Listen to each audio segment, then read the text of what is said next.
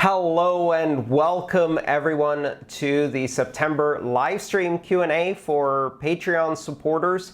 Thank you so much for joining me today. I hope you can hear me well. We tried out some new little video tricks there. I hope you enjoyed them.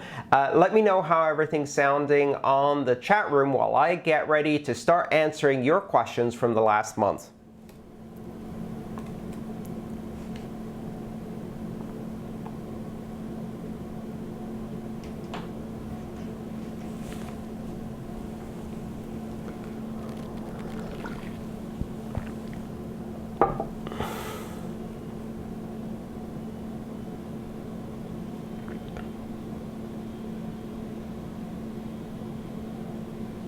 All right, it looks like everything's working okay. So let's get started. Jim asks, do you see a likely future with Bitcoin having an increase in the block size on chain? If so, what needs, if any, would that serve? And the follow-up question to that is, I'd be interested in whether that's politically possible, as it seems a lot of the community would resist such a change. I do see a future way we will have a block size increase on chain. I think that we will look at a number of optimization techniques, including transaction optimization, transaction signing optimization, and signature optimization and things like that.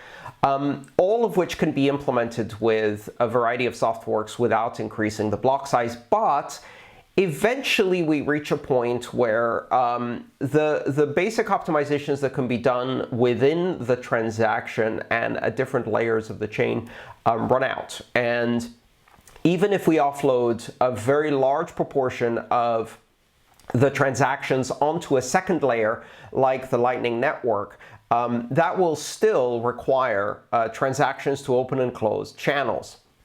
Even with technologies like splice in and splice out on Lightning Network, where you can combine transactions for opening and closing channels with on-chain Bitcoin transactions, that will still require space on the blockchain. So at some point, in order to increase the capacity, I think we will need to increase the base block size. However, I don't know what will happen between now and then. There's a good chance that new innovations may emerge that make it a lot easier. Pardon me. There's a good chance that new innovations will emerge that will make it possible to fit more transactions in the same space. Maybe we'll find other ways rather than increasing the base block size. Signature aggregation, batched verification, things like that.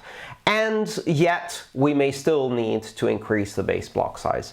Now, this may be years in the future, and as a result, it's very difficult to see how the political situation in Bitcoin would change by then.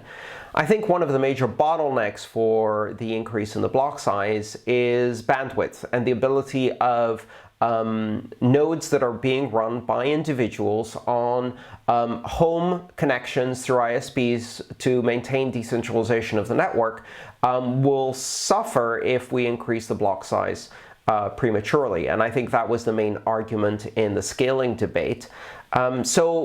However, that argument in itself changes as increases in bandwidth roll out to more and more locations. And more powerful computers are available, more storage is available, etc., at lower costs. So, of course, computing doesn't stay still. I think there will be opportunities to increase the block size without significantly reducing the number of nodes that can participate in verification. So, when will that happen? I don't know. There are a number of proposals, and I think some of the most interesting proposals involve making other changes to the block header in order to optimize for a variety of use cases. For example, today miners have to use a number of tricks in order to fit the hashing power into the nonce field, because the nonce is only 32 bits. And there's extra nonce space in the header and miners use the Coinbase and the timestamp and the ordering of the Merkle tree and various other tricks, it would be much more efficient if in the process of changing the block size, the block header was also modified to introduce these improvements that allow miners to use a much bigger nonce in order to do hashing and plan for the future, as well as various other changes that could enable overt use of ASIC boost, which is an optimization technology for SHA-256, and maybe incorporating the SegWit witness route directly in the header rather than embedding it in the Coinbase transaction. All of these changes make sense as a package, because if you're going to change the block size and you're going to have a hard fork to do that, most likely, then it makes sense to introduce other changes that have to be done by hard fork that could fix a couple of other scaling and convenience issues within the block header.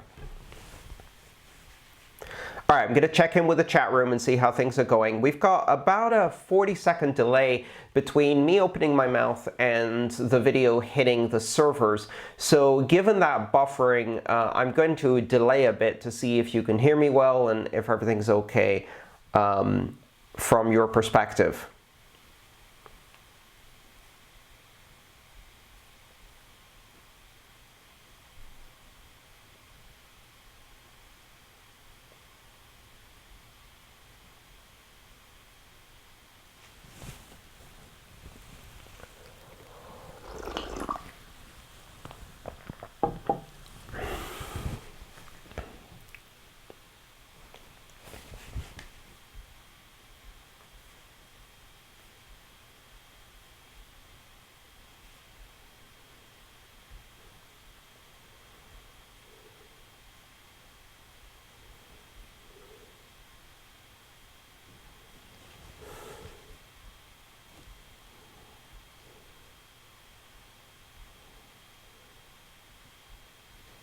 Excellent. I see now that everything's okay on the live stream, so let's continue with the next question that comes from Alberto. What is your view on the recent discussions between Samourai and Wasabi wallet developers? I'd like to know the advantages or disadvantages of both regarding privacy. I understand both use CoinJoin transactions, but with different implementations. Could you explain those differences? Unfortunately, I haven't studied the details of the different CoinJoin implementations to be able to offer a well-informed opinion. I think a lot of the arguments happening between developers of different implementations are healthy competition to a certain degree, but at the same time, the biggest problem we have in privacy is not the subtle differences between implementations such as Samourai and Wasabi, but instead it's the fact that the vast majority of transactions first of all, happen on custodial exchanges where not your keys, not your coins applies, as well as surveillance companies that are using analytics, as they call them, to monitor the use of the Bitcoin blockchain. Are collecting all of your information. So the problem we have right now is not the 5% perhaps difference or 10% difference in the implementations between two very privacy-focused wallets like Samourai and Wasabi, but rather the fact that the vast majority of users on the Bitcoin network do not use any privacy-enhancing technology and don't even use wallets that allow them to have custody of their own keys. So if you're trying to decide which of these two wallets to use, the answer is really simple: both. One is a mobile wallet for smartphones, the other one's a desktop wallet for your laptop. And both are far better at privacy than using a custodial exchange where you don't control your keys, or even using any wallet that doesn't really make any attempt to improve your privacy. Privacy is a layered thing. It's not about a single implementation of CoinJoin, and the esoteric differences and academic arguments about this are really only at the surface level.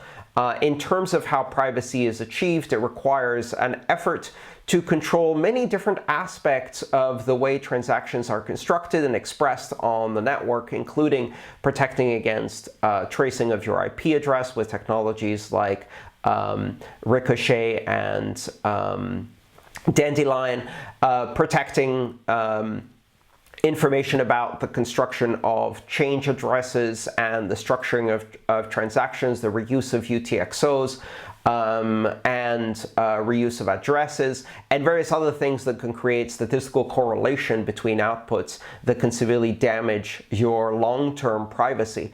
All of these techniques, as well as CoinJoin. Now, CoinJoin is not really a technology, it's a class of technologies. It's really a methodology.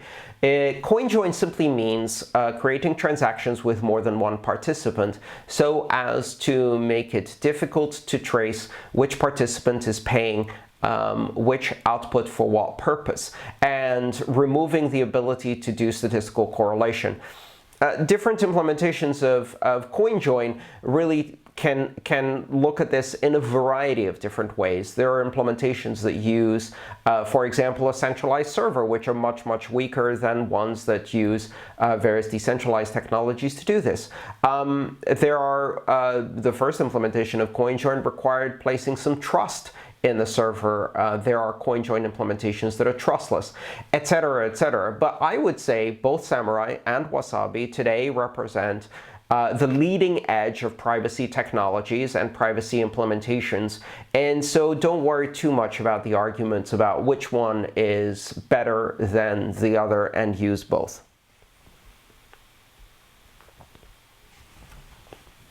David asks, how do you decide the next city to give a speech? You go to different cities and give insightful speeches and also have a happy hour with your patrons, but how do you decide which one will be the next city and country?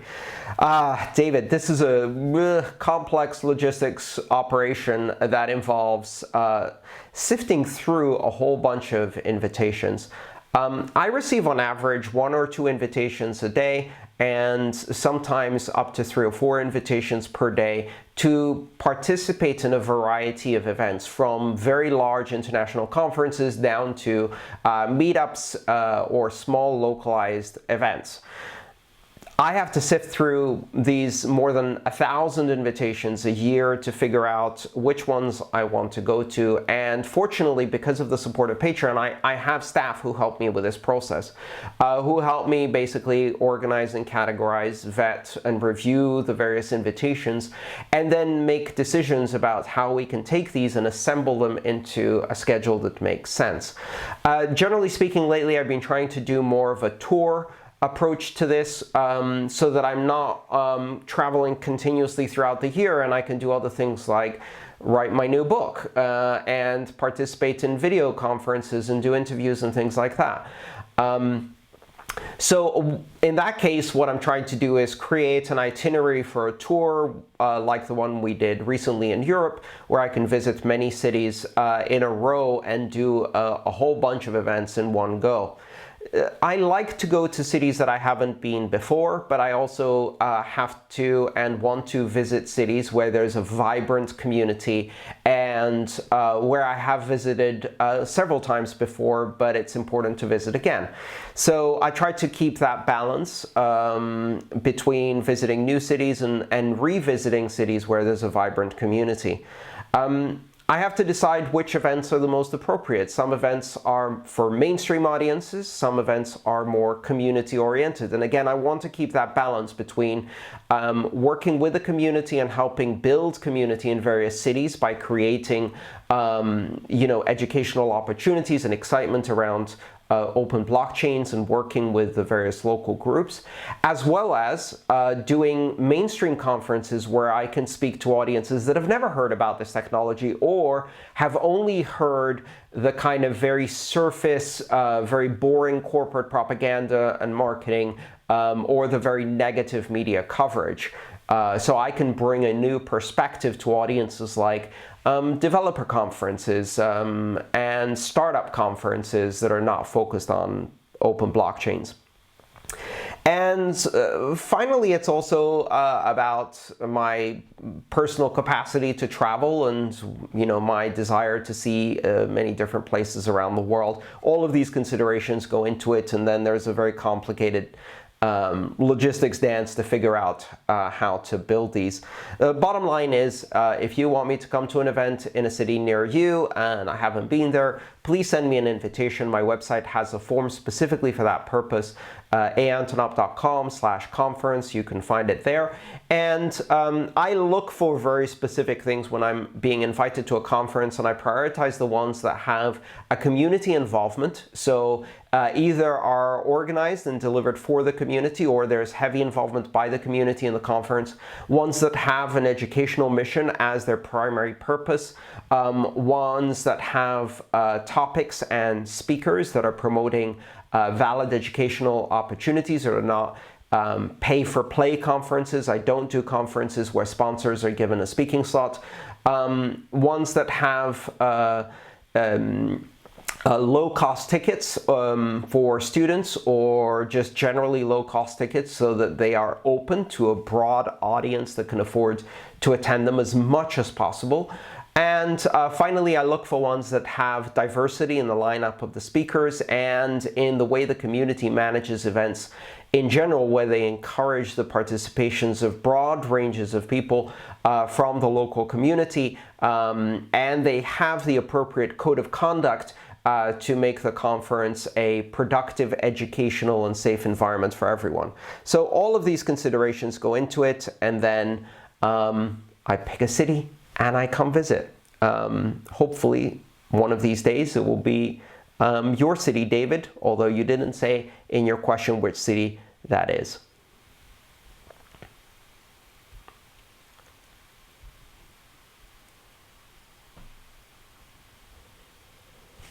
All right, this is a really great question, and I've been looking forward to talking about this topic for a while now.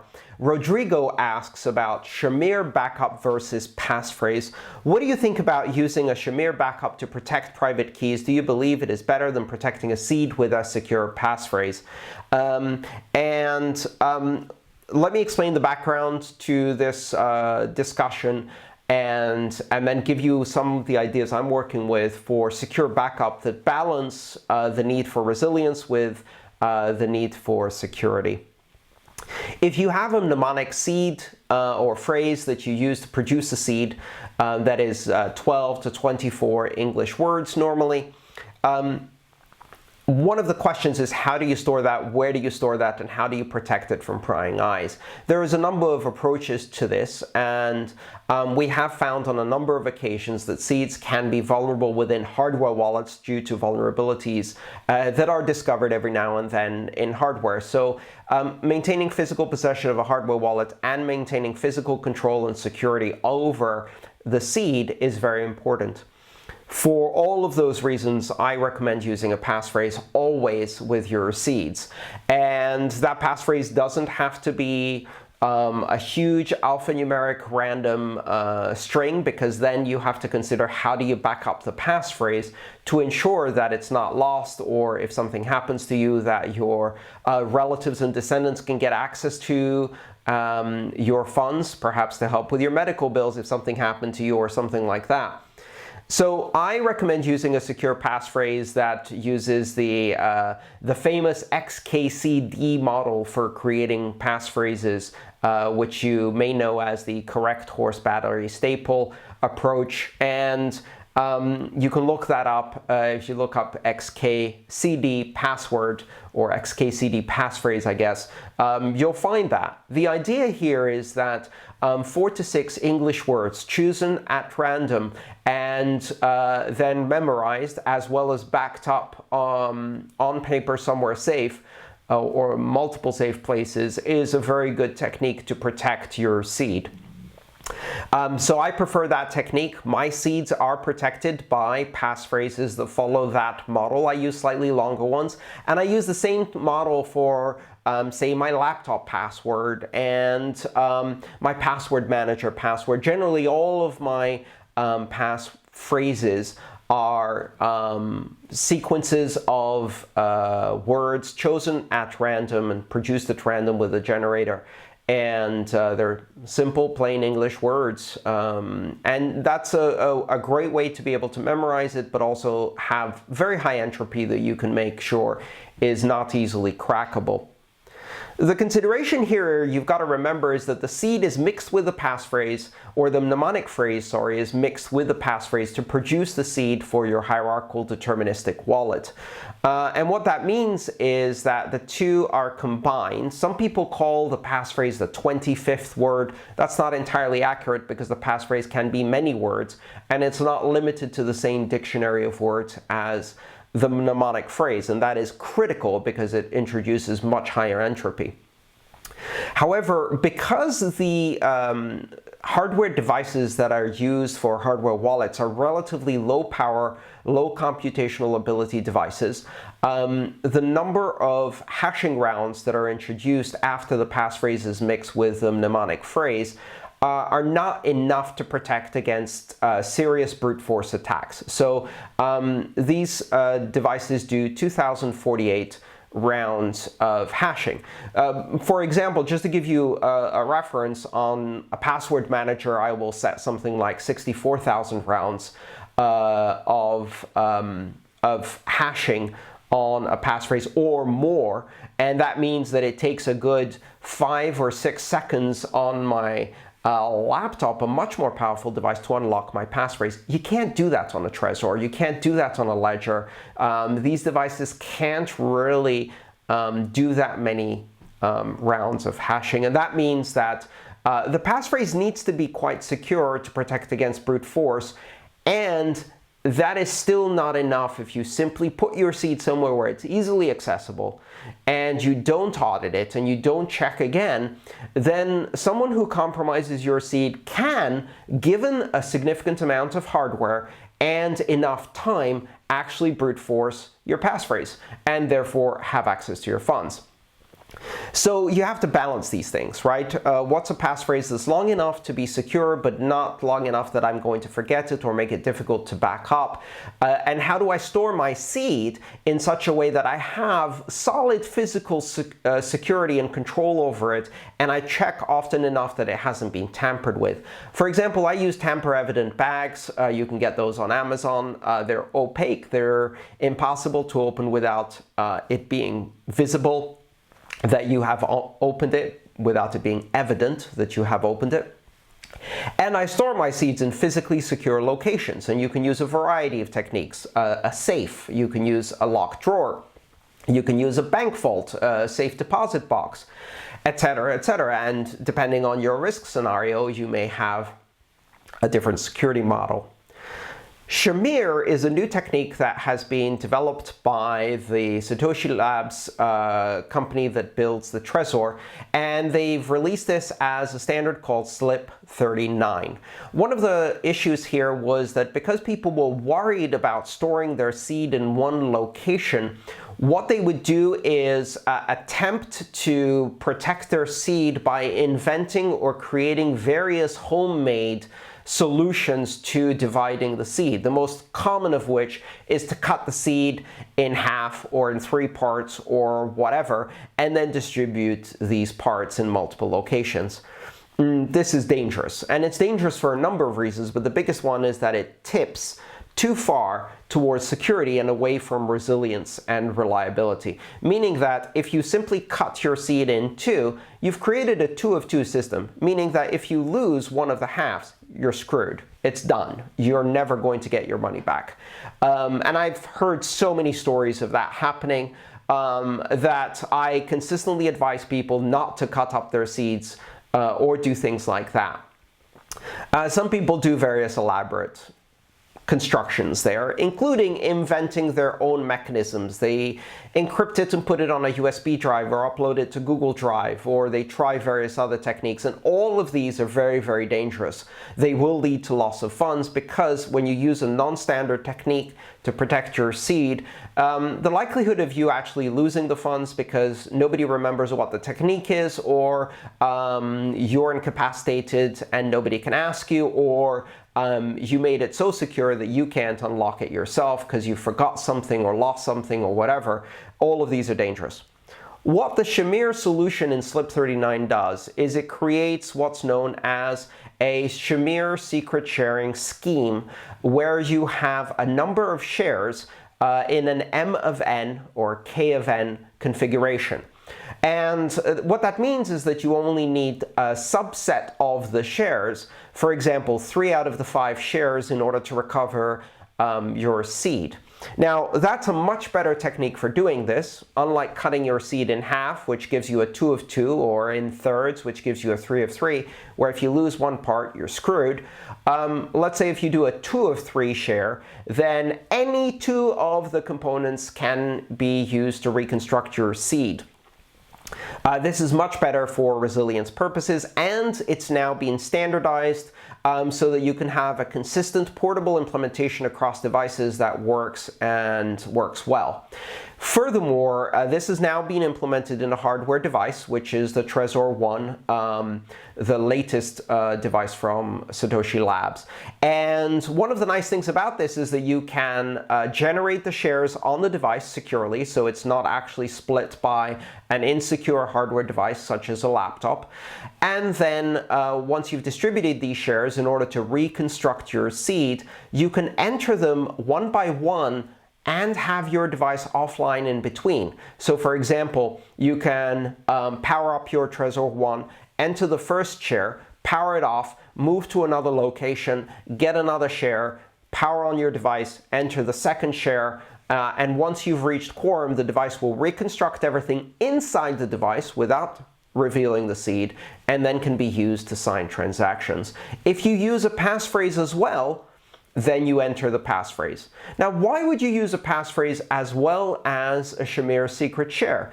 The answer is really simple, because the passphrase provides a second factor that is not stored on the hardware wallet long term. It is erased every time you reboot the hardware wallet.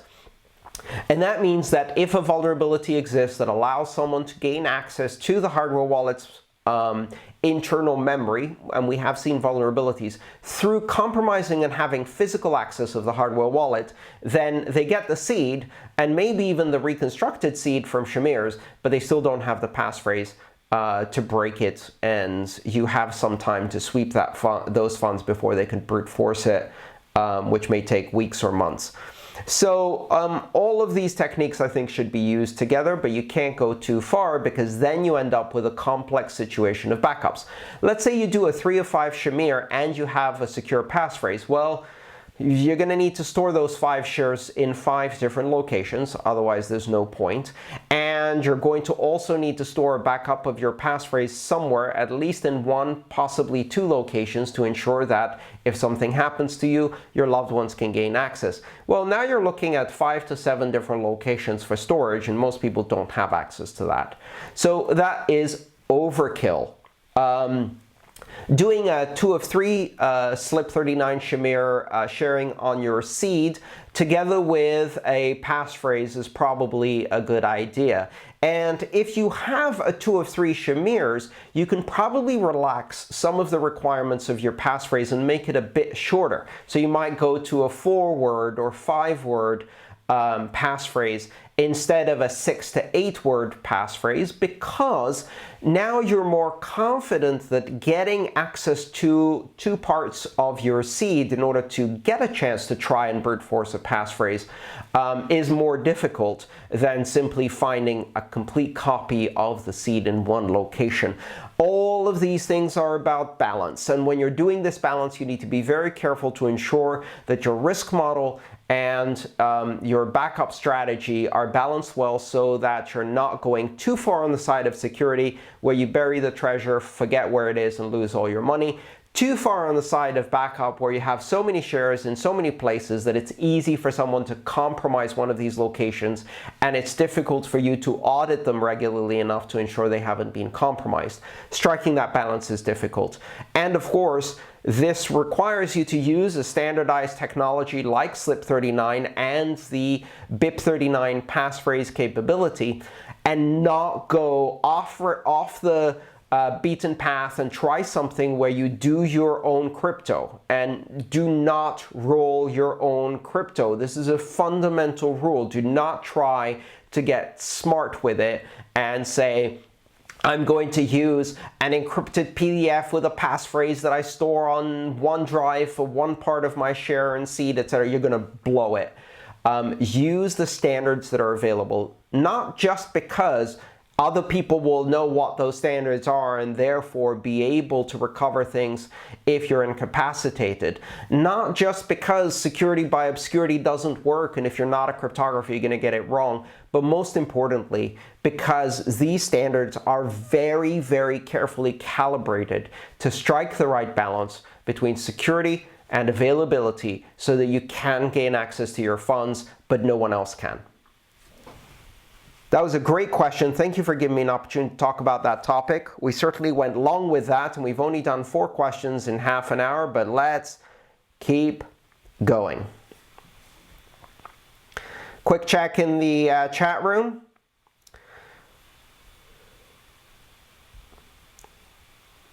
Is the children's learning? Are you having fun? This is a good opportunity for me to take a little break and express my sincere thanks for all of the support that you've been giving me through Patreon. Now, a lot of people wonder, why do I need Patreon to do my job? Don't I sell enough books and sell enough conferences and do things like that? You've got to understand that this is not a one-man show anymore. For the last 2 years, I've been hiring people in order to build up my ability to expand my mission and reach more people in more countries and more languages.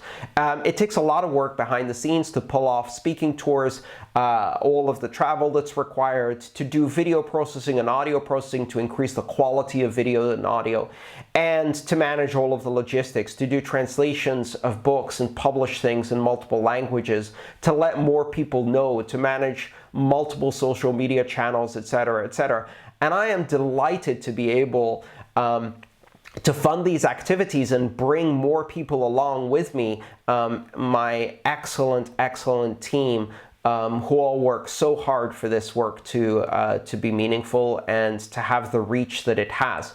The entirety of Patreon contributions from you, in fact, goes to support my staff salaries and production expenses. And that's really amazing, and it gives me the freedom to go to community events and to travel more and do more things and produce more content, which is really what I should be focusing on. So thank you so much for the support, and on behalf of my entire team who have a stable, secure income and the ability to produce high quality work and really push this mission forward.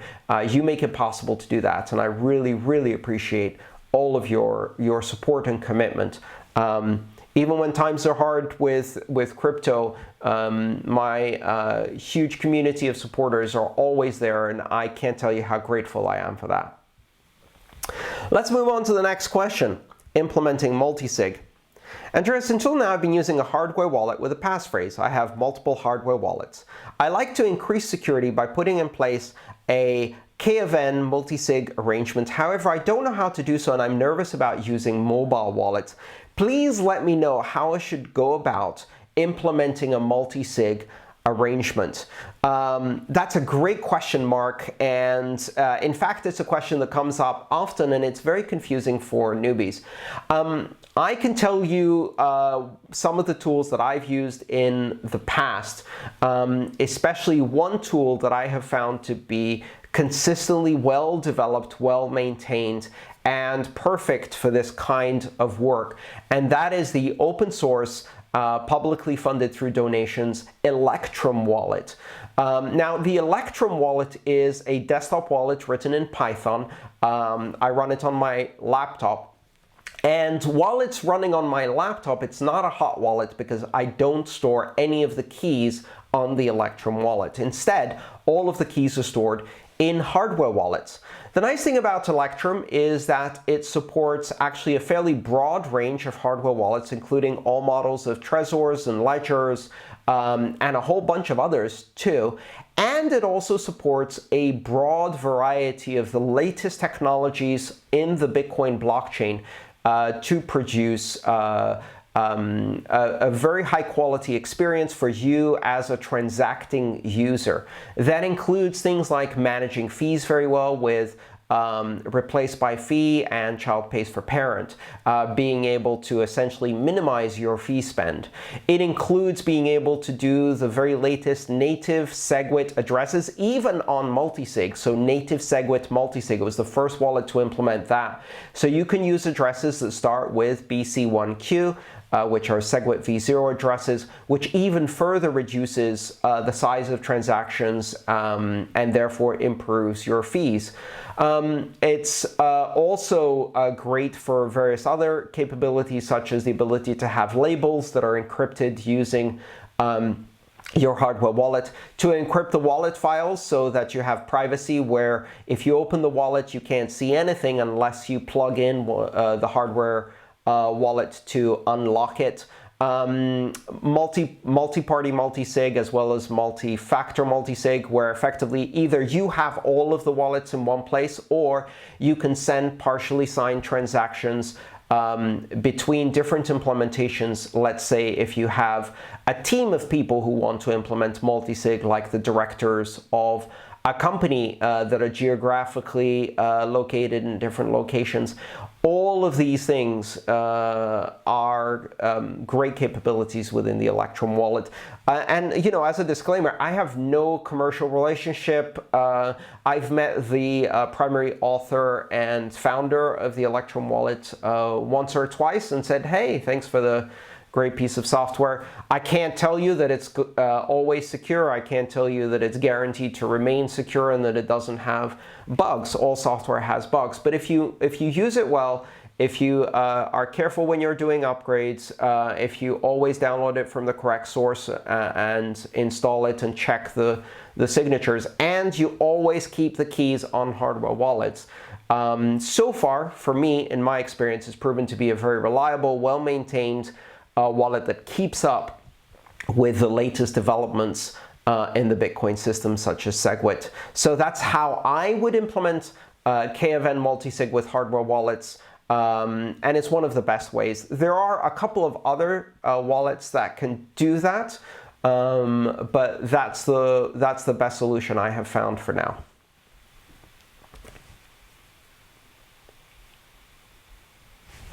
Next question comes from Kevin. MiniScript, what is it? Recently, a project has been made public by Peter Wool named MiniScript. What is it, and who is it important for? Peter Wool, called SIPA Online, has released this. You can find it on bitcoin.sipa.be, that's sipa.be /MiniScript. And this is it's basically an implementation of the Bitcoin script language that allows you to translate Bitcoin script into MiniScript, and from MiniScript back to Bitcoin script. Essentially, MiniScript is a high-level language that effectively can be compiled down to Bitcoin script. MiniScript is a high-level language that is mathematical in nature and can be used for implementing formal proofs. So the first important use of MiniScript is the ability to do mathematical manipulations of MiniScript in a format that's much easier for a mathematician to process and optimize than Bitcoin script itself, and at the same time prove certain things, like, for example, prove which parts of the script will be executed under what conditions and what are all of the execution branches in that script. And it's much easier to manipulate with mathematical symbols than Bitcoin script itself. So you can use simple tricks like associative manipulations within MiniScript, if I'm saying that correctly. I'm not a mathematician, I'm not that good at math. But MiniScript is basically used for that, and that's what it was designed for. However, there can be a lot of other uses for MiniScript. MiniScript makes it a lot easier to upgrade the underlying scripting language and implement new features while keeping the high-level language fairly stable, from what I understand. It also allows people to reason and understand scripts more easily, as well as optimize them more easily. Because reading a stack-based script language is actually pretty difficult, and being able to reason and optimize it is one of those rare skills that some people have and execute quite often. You should see some of the optimizations in the Lightning Network scripts. They're quite amazing optimizations to minimize how much size that takes within a transaction. So I'm looking forward to seeing how MiniScript rolls out and how it can enable teams to collaborate on standardizing scripts and building more complex scripts. As the scripting language is used for more and more complex things, it becomes harder and harder to use it in its raw format, just like the difference between the C programming language and assembly, for example. So if you think of MiniScript as a slightly higher level language than Bitcoin script, that's a good way to understand what its purpose might be. All right, let me take a quick break, drink some water, drink some coffee, and we'll get started again on the next question.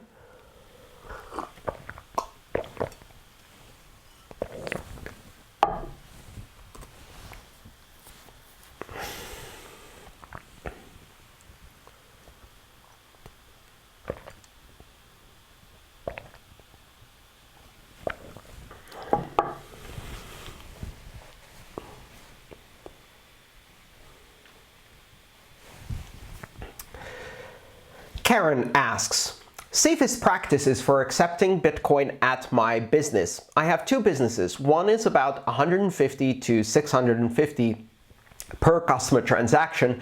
The other one is about $2,000 to $6,000 per customer transaction.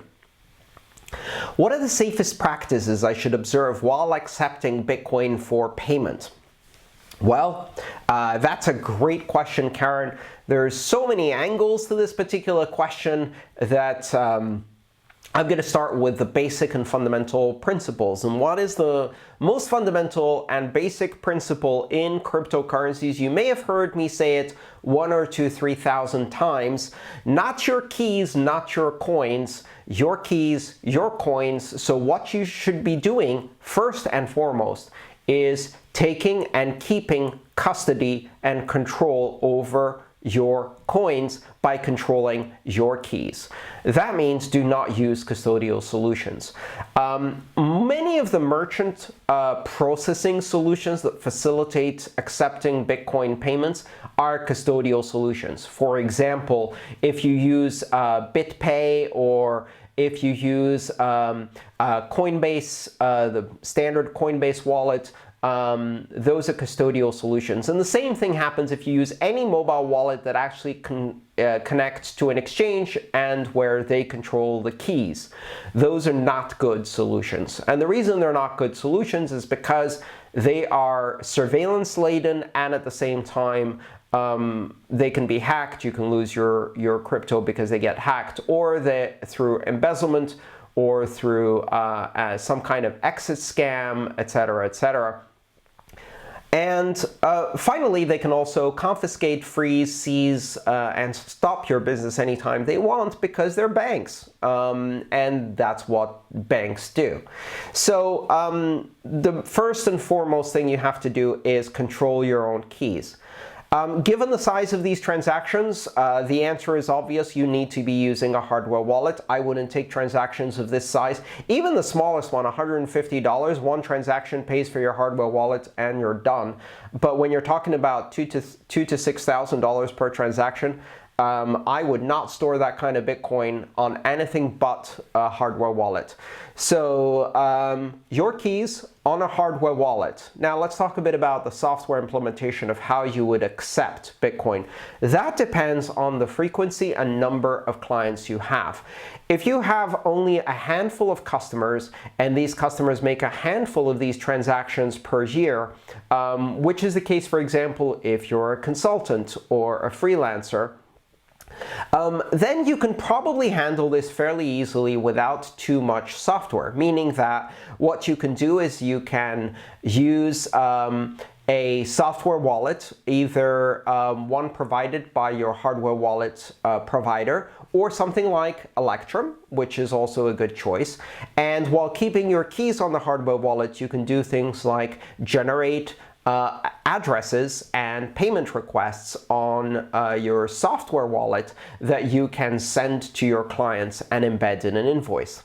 Now, what's the other very important criterion when you're using cryptocurrency, especially Bitcoin, is only use each address once. So we don't do address reuse. Now, if you want to avoid address reuse, then you have to be able to generate a new address for every invoice you give to every client. Every payment, even if it's the same client, should go to a separate address. Every address should have, preferably, one incoming payment, one outgoing payment, and never be used again. And that's it. So you should not reuse addresses. You should give a separate address for every single payment to every single user. Finally, there are a number of other things you can do to make that easier. Now, obviously, if you're running a web shop, some kind of e-commerce system, or you have a lot of invoices you're sending to customers, it's going to get very cumbersome very quickly to keep generating new addresses manually, copying the addresses, putting them in the invoice, making sure you didn't make a mistake, making sure your clipboard wasn't compromised, and replacing the address with an attacker's address, making sure that you got paid and when you got paid, being notified when you have enough confirmations, etc., etc., etc. All of these things get too cumbersome. If you're running a web e-commerce shop, of course, you can't do any of this stuff manually. You have to find some kind of solution. Many people then immediately go to a custodial service, and I think that's a very big mistake. There are a number of ways you can integrate non-custodial services. At the moment, I'm particularly fond of the BTC Pay server, which is an open source project for non-custodial use of both Bitcoin as well as Lightning payments to e-commerce solutions, that has an API compatible implementation to BitPay's implementation, and therefore you can use it with a number of plugins for a number of popular e-commerce solutions. And probably the easiest way to set something like that up is to use a hosted BTC Pay server. You don't need to host it yourself because it's a trustless solution. You don't need to trust the organization that is hosting the BTC Pay server too much. Just a tiny bit, because they might replace the wallet that's being used in your store. But for the most part, you don't need to trust them because they don't take custody of the money. It goes directly into your hardware wallet. You can use a hosted BTC Pay server that you rent from someone else, or and this is a pretty good solution, you can use a hosting service like Microsoft Azure and use a one-click deployment that deploys a BTC Pay server to Microsoft Azure for a fairly low cost per month. I think it costs anywhere from $20 to $30 to run a server like that on Azure. You can do something similar with Amazon Web Services and other hosting providers, although Microsoft Azure is the easiest kind of one-click installation. Once you have a BTC Pay server, you can then connect that to your web store. Now, if you're running WordPress, this is very easy. You can run WordPress with the WooCommerce e-commerce capability and connect that to BTC Pay server. In fact, we had a great tutorial on how to do that at the recent BTC 2019 educational conference in Denver. We're going to be releasing the video for that. There's lots of tutorials online on how to do that. And it's a great solution. Your store will generate addresses automatically and accept payments, Lightning payments too, if you set that up. And we'll be able to generate invoices as well as accept payments onto the BTC Pay server, where the funds are immediately transmitted to your hardware wallet. So what the server is doing is generating addresses from your hardware wallet for Bitcoin. And therefore, there's no custodial intermediary. Your customers pay directly into your hardware wallet without reusing addresses. If you want to experiment with Lightning, well, that would be #reckless at the moment because it's still experimental technology. It's a fun experiment, and you can also do that for small payments. Looking at the fact that your minimum transaction is about $150, that probably doesn't make much sense. Lightning is usually more suited for transactions under $25, where the fees become a significant proportion of the payment. Whereas for transactions over $25, putting them on chain on Bitcoin is perfectly acceptable, and the fees are not that big. So that's basically what I would do in terms of safe practices.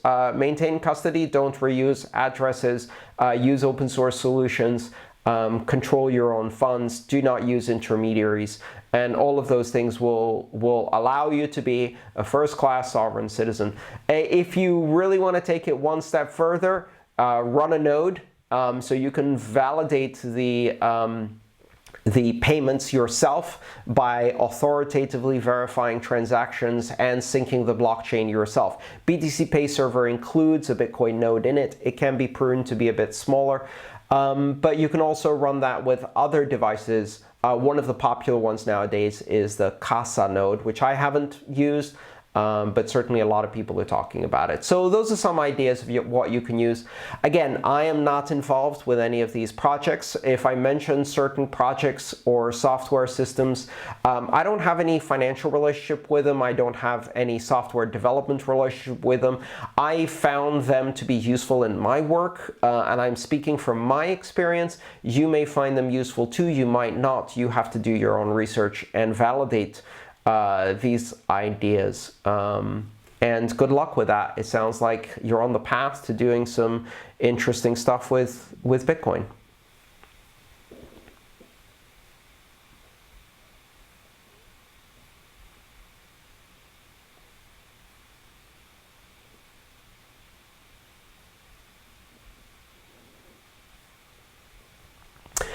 I noticed that Karen also mentioned that most clients are in person in her store. That was a follow-up on the chat, and I'm glad we have the chat because that's exactly what it's for. It's not for asking new questions that haven't been voted on, but for that kind of clarification and follow-up, it's very, very useful. So let me just add a few things here. You can use a software wallet and move the funds into your hardware wallet on a daily basis if you want, say on your smartphone. That's probably okay for the short term. However, it's going to be a bit dangerous to do that because if you're taking payments of 2,000 or more onto a smartphone, that's going to be a bit risky.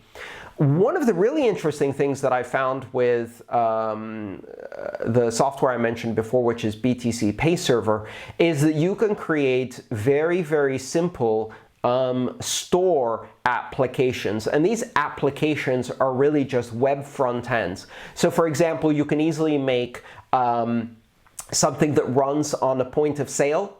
You basically have an iPad that connects to the BTC Pay Server web front end, and it goes directly to a page where you have, you know, buttons on the screen, one for coffee, one for tea, one for whatever, and you can set up your products, put pictures and prices against it, and even someone who's not trained can use it as a point of sale. Tap, tap, tap, sum, checkout, here's a QR code, pay.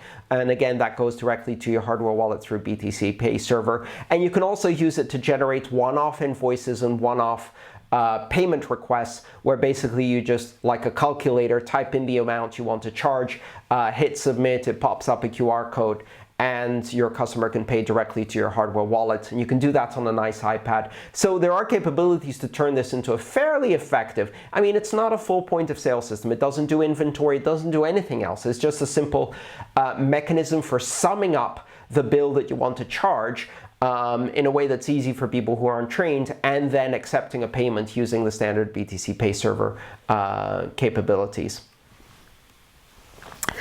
And you could possibly also have an XBOB on your smartphone and have the money go to a hardware wallet. Some wallets do that. I haven't used one that does that recently, so you could have a watch-only wallet. I believe Samourai Wallet allows you to build a watch-only wallet. Mycelium on Android probably does that as well. There must be a bunch of others that allow you to put a watch-only wallet. And what is a watch-only wallet? That's a wallet where you have your hardware wallet, you generate the seeds on your hardware wallet, and then you export only the public part of a sub-account, and then you put that on your smartphone. Now your smartphone can generate addresses and receive payments, but those payments go directly to the hardware wallet, and only the hardware wallet can sign and spend from those keys. That may be easier to set up. It depends on who's going to be operating this and under what circumstances. If you're the only one operating it and you just want a quick and easy way to say, pay me this much, boom, and have it go into a hardware wallet, that might be the most straightforward way to do it. And thank you for that suggestion, Lee. I think we've beaten that horse to death. Let's move on to David's question. Can Bitcoin be censorable? In one of the meetings I attended, there was a debate around Bitcoin addresses being blocked by US government, so that if any mining pool accepted their transactions, the pool would be judged for being an accomplice of the transactions. Could this be a possible scenario that could end with Bitcoin's censorship resistance? Practically, no. Theoretically, yes, but practically, no, not at all, for a number of reasons. First of all, if the US government listed addresses that you cannot use, and in fact they've already done that under the Office of Foreign Assets, OFAC, I don't remember what the C stands for, that allows the US government to put people, companies, and now Bitcoin addresses onto the naughty list and not allow US citizens to pay those addresses. While these can be blocked on exchanges, which are the most likely place you're going to see blacklists be implemented, they can't be blocked on mining pools or miners for a number of reasons. First of all, they're not in the US. So the US government has no jurisdiction over mining pools that are not in the US. And as long as some mining pool is not in the US, or some miners are not in the US, then even if they block US miners from doing this, or they extend their jurisdiction by bullying other countries, as long as there's one miner that accepts it, they're going to mine that block. And the rest of the miners cannot reject that block if it has proof of work. Because if they do, they're going to get forked off the Bitcoin network. So as long as one miner is willing to mine a transaction into a block, that transaction is going to get mined. Which is why it's important to maintain the anonymity of miners and, as much as possible, mining pools, and prevent them from being coerced by governments. Now, again, that's only one part of it, because the other part of it, of course, is, so you block a Bitcoin address, I generate another, and you block another, and I generate another, and you block another, and you generate another. A computer like this laptop can generate probably, I don't know, 100,000 Bitcoin addresses per second. And therefore, if you want to stuff your list with billions and billions of addresses, then it makes the list completely unmanageable. And keeping updates on this list when people can generate addresses so easily is very, very difficult. As well as it's difficult if you try to taint an address by saying if it's been in this address, you can't spend it on an exchange, etc. There are so many ways around that. So it's not as simple as was presented at this meetup. Yes, we need better fungibility. Yes, we need better privacy. Yes, we need to resist blacklists and censorship and KYC and AML and all of these ridiculous, ineffectual mechanisms of surveillance and control that ultimately do not prevent crime, but simply allow criminals who have banking licenses to be the only criminals who can do banking. The bottom line is that these mechanisms are ineffective. They're legal tools to exert control and power, but they're not technical tools, because as technical tools they fail miserably and they're so easy to bypass. It's a bit like, and you should think about it this way, what if the US government tried to block specific IP addresses from accessing specific aspects of the internet? And again, then you start thinking, yeah, but you can generate new IP addresses, you can use VPNs, you can use Tor, you can hide your tracks, you can move around, and all of these things kind of apply in the same way for Bitcoin. Open decentralized systems are very difficult to control, while they might not be as difficult to surveil. And those are two different things. So can Bitcoin be censorable? Not really, not in practice, not without collusion between multiple world governments in a way that is very heavy-handed. And what would that do? What would it achieve? It would achieve massive investment in even more anonymous coins, as well as massive development in Bitcoin to implement countermeasures in every wallet in existence. That's the problem, which is that for the government, these systems do not stand still. So if governments start behaving in ways that are against the interests of people who appreciate freedom and democracy and civil rights and human rights, then people will respond by implementing new software to bypass these controls. These are not static systems. It turns into an arms race. And in an arms race where you have some bored bureaucrats trying to implement decisions by committee versus some highly motivated decentralized groups of thousands of developers who are pursuing their own self-interest with full creativity and passion, guess who wins every single time? It's very difficult to suppress everyone, everywhere, every time. And with that, I think that we have reached the end of this month's live Q&A. Again, thank you so much for participating, for asking great questions. I think these were some of the best questions we've received lately. All of the new patrons who have joined are jumping in and asking great questions. Thank you, Annabelle, for helping with the chat room. Again, good luck on tomorrow's Berlin Marathon. We're all very proud of you for running, and you have our full support. And also, thank you to all of those who participate, but most importantly, who support me and my team to achieve the very simple mission, which is to educate as many people as possible, in as many languages as possible, in as many countries as possible, about the historic and civilization-changing impact on open blockchain technology. Thank you again. I'm Andreas Antonopoulos. It's been a real pleasure doing this Q&A, and I'll see you in 1 month for our October Livestream Q&A. Stand by for an announcement and have a wonderful weekend. Take care, everyone. Bye-bye.